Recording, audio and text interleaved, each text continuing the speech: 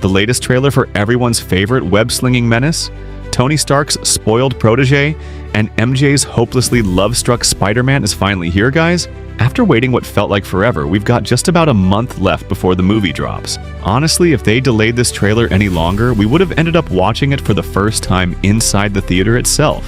Right at the start of the trailer, Spidey absolutely destroys Scorpion. Seriously, that wasn't a fight, that was a public execution. After beating Scorpion into next week, we see Peter secretly watching a live stream from Ned and MJ. During the stream, MJ asks, "Does anybody even watch your videos?" And Ned replies, "Somebody's gotta be watching." Honestly, that's exactly how I upload THM Hollywood videos, holding onto the hope that somebody out there is watching. Through that stream, we also learn that it's their final semester at MIT, which means this story takes place about 3 or 4 years after Spider-Man No Way Home, because MIT doesn't exactly hand out degrees overnight. Then we get our first look at Spidey's organic webs, which basically kick the web shooters to the curb, like they're saying, "Get lost, knockoffs, the originals are here." At this point, Peter should probably call Tobey Maguire's Peter Parker for advice, because whatever's happening to Tom's Spider-Man after this mutation is basically how Tobey's Spider-Man started. We all know every Peter Parker is a genius, but when your own life starts falling apart, suddenly another genius sounds pretty helpful. So Tom goes to Bruce Banner to figure out what this mutation is, why it's happening, and whether he can keep the good parts while getting rid of the bad ones.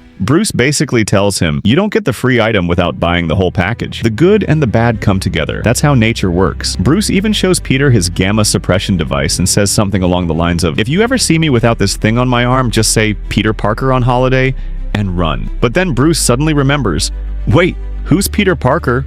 You are not my student." And in the very next scene, Peter ends up getting way too physical with a pigeon. I mean, his powers have become so ridiculously strong that even his swinging is overpowered now. He completely loses control and crashes into that pigeon. Either that, or somebody is sending pigeons after Spider-Man. Or maybe it's the same pigeon from the first trailer that simply refuses to leave this man alone. And if that wedding Spidey crashes turns out to be J. Jonah Jameson's wedding, then congratulations! Spider-Man just unlocked another hyperactive enemy who doesn't even need powers to ruin his day. The man verbally destroys people for a living. As for the mind control we see in the trailer, there are really only 2 obvious suspects: Professor X or Jean Grey. Personally, I'm ruling out Jean Grey.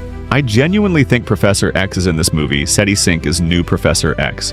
Meanwhile, Smart Hulk apparently tore up all of Bruce Banner's degrees and transformed into Bully Hulk, a guy whose entire educational background can be summarized with one word: smash. Smash and more smash. Then there's our lovable little Spidey fanboy Ned, who forgot that he used to be Spider-Man's right-hand man. And now he's out here taking a whole Spider-Man course for knowing who is he. Somebody tell him MJ is Spider-Man. Another interesting detail is that it's not just Spider-Man who's immune to the mind control. Punisher is too. Spider-Man being immune makes sense because of his spider sense. But Punisher? Why is he immune? My theory is that Punisher's mind is so completely messed up that anyone who tries to control it immediately wants to uninstall themselves from existence. Because at this point, Frank Castle's brain is basically running one program 24/7 violence. Violence, and kill himself. And finally, that stretching scene at the end, that's pure Spider-Man.